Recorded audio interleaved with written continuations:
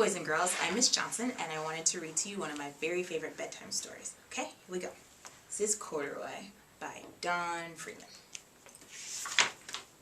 Corduroy was a bear who once lived at the toy department of a big store. Day after day, he waited with all the other animals and dolls for someone to come along and take him home.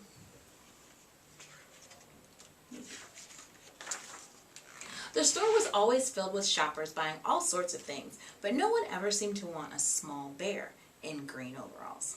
And one day, a little girl stopped and looked straight into Corduroy's bright eyes. "Oh, Mommy," she said, "look, there's the very bear I've always wanted." "Not today, dear," her mother sighed. "I've spent too much already. Besides, he doesn't look new. He's lost a button to one of his shoulder straps." Corduroy watched them sadly as they walked away.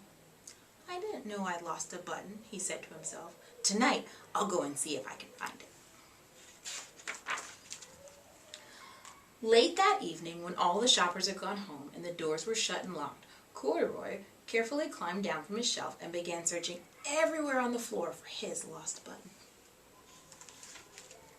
Suddenly, he felt the floor moving under him. Quite by accident, he had stepped onto an escalator and up he went. Could this be a mountain, he wondered? "I think I've always wanted to climb a mountain." He stepped off the escalator as it reached the next floor, and there, before his eyes, lay the most amazing sight. Tables and chairs and lamps and sofas and rows of beds. "This must be a palace," Corduroy gasped.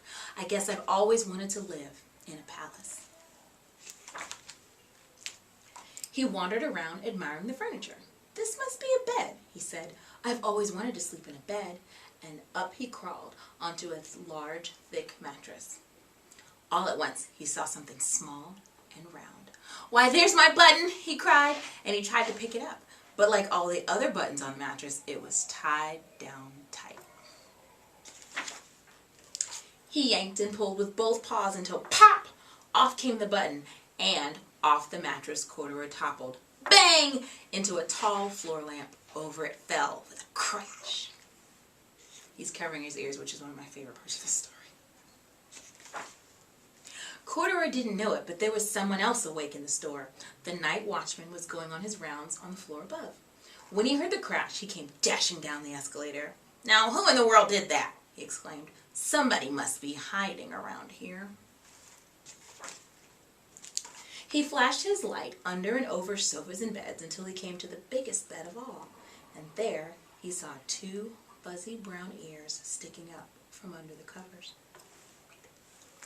"Hello," he said. "How did you get upstairs?" The night watchman tucked Corduroy under his arm and carried him down the escalator and set him on the shelf in the toy department with the other animals and dolls. Corduroy was just waking up when the first customers came into the store in the morning, and there, looking at him with a wide, warm smile, was the same little girl he'd seen only the day before. "I'm Lisa," she said, "and you're going to be my very own bear. Last night I counted what I saved in my piggy bank, and my mother said that I could bring you home." "Shall I put him in a box for you?" the saleslady asked. "Oh, no, thank you," Lisa answered, and she carried Corduroy home in her arms. She ran all the way up 4 flights of stairs and into her family's apartment and straight to her own room. Corduroy blinked. There was a chair and a chest of drawers, and alongside a girl-sized bed stood a little bed just the right size for him. The room was small, nothing like that enormous palace in the department store. "This must be home," he said. "I know I've always wanted a home." Lisa sat down with Corduroy on her lap and began to sew a button on his overalls. "I like you the way you are," she said, "but you'll be more comfortable with your shoulder strap fastened." "You must be a friend," said Corduroy. "I've always wanted a friend." "Me too," said Lisa, and gave him a big hug. And that's Corduroy by Don Freeman. If you listen to this video twice, you can come in tomorrow to school and take an AR test. I hope you do. Have a good night, and we'll see you tomorrow.